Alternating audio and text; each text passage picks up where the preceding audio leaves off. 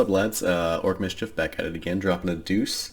This time we're doing things a little different, just a single mini, and you know I got my assistant Tom. He insisted on helping this time.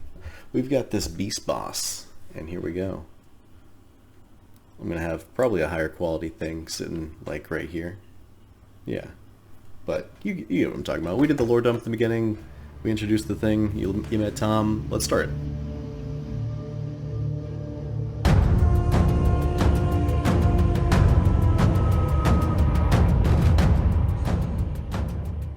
Spinny model gets me every time.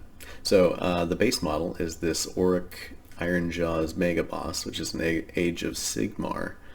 Say that 6 times fast. Age of Sigmar. Actually, no, it's not that hard to say. You know, it's not the Age of Sigmar part. It's the Orruk Ironjaws. That's tough. That's a tough part. And then you throw in the Age of Sigmar, it doesn't help.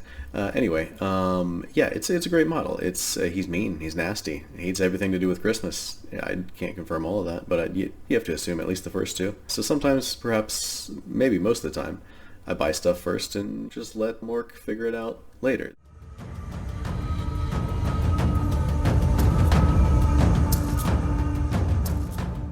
Well, really, I was building lists with multiple snaggy units, and I realized that, yes, I need another Beastboss. You know, and probably like most of my kit bashes, it starts with a need, and necessity is the impetus of creativity.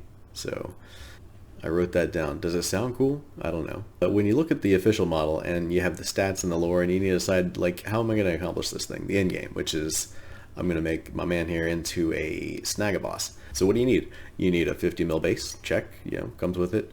Dude needs to be about the same size, like profile-wise, like, you know, look at him, yeah, and he needs to look cool. You need some 41st century weapons, and by 41st century weapons, I certainly, yeah, I mean, a shotgun and some hydraulic claws. Future is now, boys.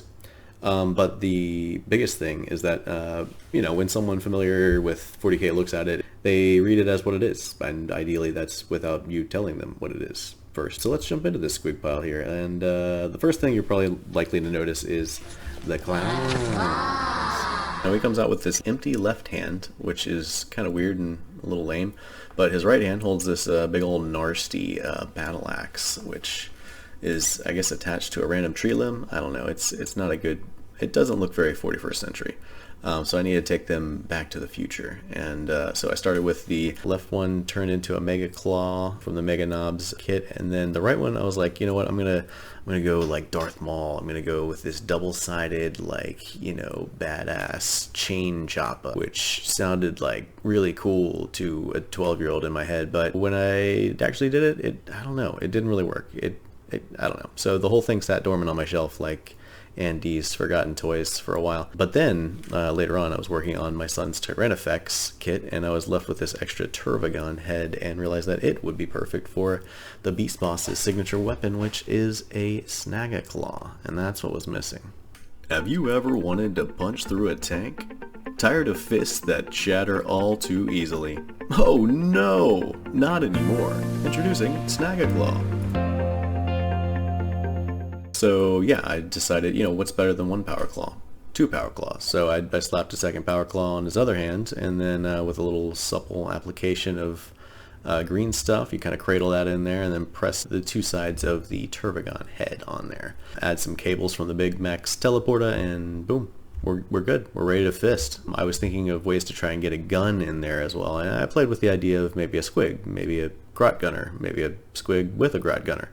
But in the end, it was too much. It was like a hair squig on a hair squig, if you will.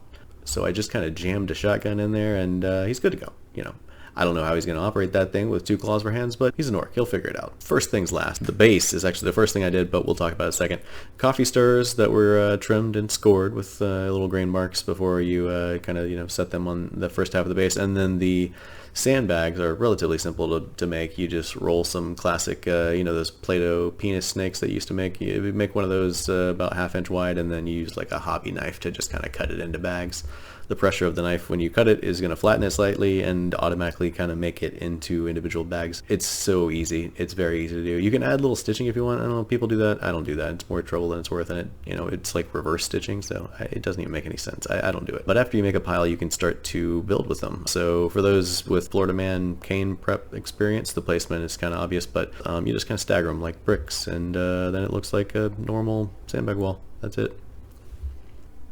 So pose-wise, I did end up making a change as well. So I don't know, a 2-ton slab of muscle can't be tight roping a wall like he's a neighborhood cat, but I did want him to be, you know, over the top. See what I did there? So I cut the ankles, I green stuffed him a bit, and that way he's like kind of stepping into the trench, and it looks a lot more natural. So I made a little post with a bamboo skewer that he could, that way he could kind of fit that foot across the wall and kind of take up the space, really explore the space. The mud is just the classic Vallejo earth texture that I put. I might have put like a little aluminum foil ball in there to fill it up, I think. If I didn't, I should have. Because otherwise that's a gigantic waste of earth texture. I'm pretty sure I did. We'll say I did. So that leaves our troops in chartreuse. These poor boys that are getting their cheeks slapped here. I really wanted to highlight just kind of like how hopeless and terrifying it would be to encounter this monster. When the sound that it makes is already making your soft pink body turn to mush, like you're in for a bad day. I really like it when you can get a model in medias res. For the orcs out there, that means in the middle of things, which is a phrase used often in storytelling when you begin in the middle of something interesting, which is what we're doing here. I don't show my orcs sleeping or flossing or filling up their weekly pill dispensers. I show them grumping. So, side note, I primed this guy, and then I'm sure as many can relate, I dropped one of those Astra Militarum dudes, and he just disappeared, like disappeared into the warp. I have no idea where he went. So I painted the whole thing, took pictures, and then my kitten, this little squig, an absolute nut, she snuck into my office and she found it. I don't know how she did it, but I took her out of my office, I walked back to my office, and little soldier boy is just sitting there in the middle of the room. So unless he's one of Andy's toys, call back to the beginning, I don't know how he got there, but we're glad to have him back. Glad to have him back on the show. But I don't know, actually now that he's back, to be honest, I was kind of fine without him. On the one hand, I feel like having it does make it feel more like this sort of indiscriminate invasion, like he doesn't even care about these little flesh sacks. You know how many anonymous henchmen I've killed over the years? Look at you. You don't even have a name tag. But on the other hand, it might be too busy. If I jump the shark, let me know in the comments if you think so. And yeah, while you're at it, just let out a monstrous and power click on that like and subscribe button. Really helps the channel. Does it? I mean, this is my first channel. I have 2 videos. I have no idea if it helps. People always say that, so I'm saying it. And I assume at some point Reginald YouTube will knock on my door and deliver a check for $16 or something. I don't know. But, you know, what it really does do is actually it does encourage me to make more, because genuinely I do love to hear that people enjoy the stuff that I make. And any comment or whatever is appreciated, and I read them all. And I will reply if I have something to say. If I don't, then I might just be like, oh, cool. I appreciate that comment. Gives me a little dopamine hit and validation that I exist and I'm a good boy.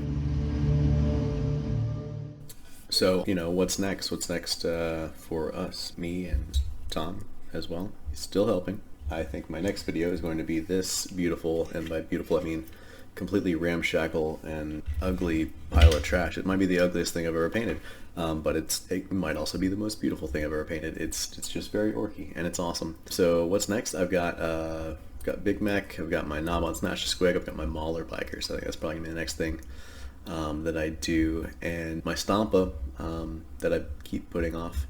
And my mech guns, that's the other day. If anybody has any preferences, tell me in the comments below. And I appreciate you guys stopping by, for real. And check you later.